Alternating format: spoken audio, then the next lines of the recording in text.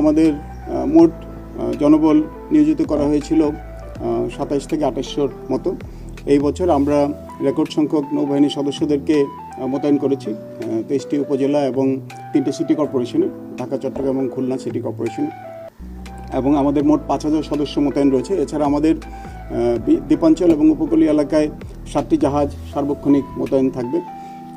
এর বাইরে আমাদের যেই রুটিন যেই দায়িত্ব, আমাদের নিত্য নৈমিত্তিক যেই টহল আমাদের দেশের পূর্ব সমুদ্র সীমানায় এবং পশ্চিম সমুদ্র সীমানায়, এটাও একই সাথে বলবৎ থাকবে। অতএব আপনি এই মর্মে আশ্বস্ত থাকতে পারেন যে নৌবাহিনীর প্রতিটি সদস্যই শুধুমাত্র নির্বাচন নয়, দেশের সার্বিক নিরাপত্তার জন্য আমাদের যেই নিয়মিত যে দায়িত্ব, একই সাথে আমরা সেই দায়িত্ব পালন করে যাচ্ছি। গত 19-20 জানুয়ারি থেকেই আমরা বিভিন্ন জায়গায় পূর্ণ শক্তিতে মোতায়েন করেছি এবং মোতায়েনের পর থেকে টহল জারি আছে, যাতে করে সন্ত্রাসীরা কোনো রকমের সন্ত্রাসমূলক কার্যক্রম করার সাহস না পায় এবং তারা যাতে কোনো রকমের বিশৃঙ্খলা তৈরির চেষ্টা করতে না পারে।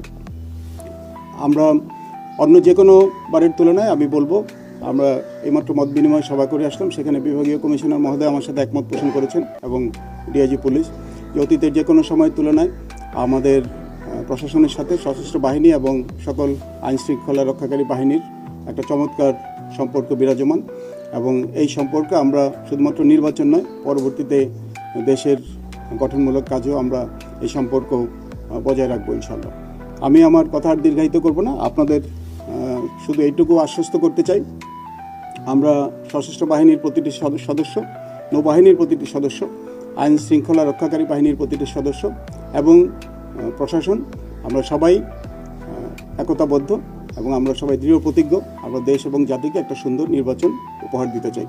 আমরা শব্দ নয় সত্য বলি, আমরা গুজব নয় খবর দেই, সদা জাগ্রত আমাদের চোখ, খবর আগে, সত্য সবার আগে।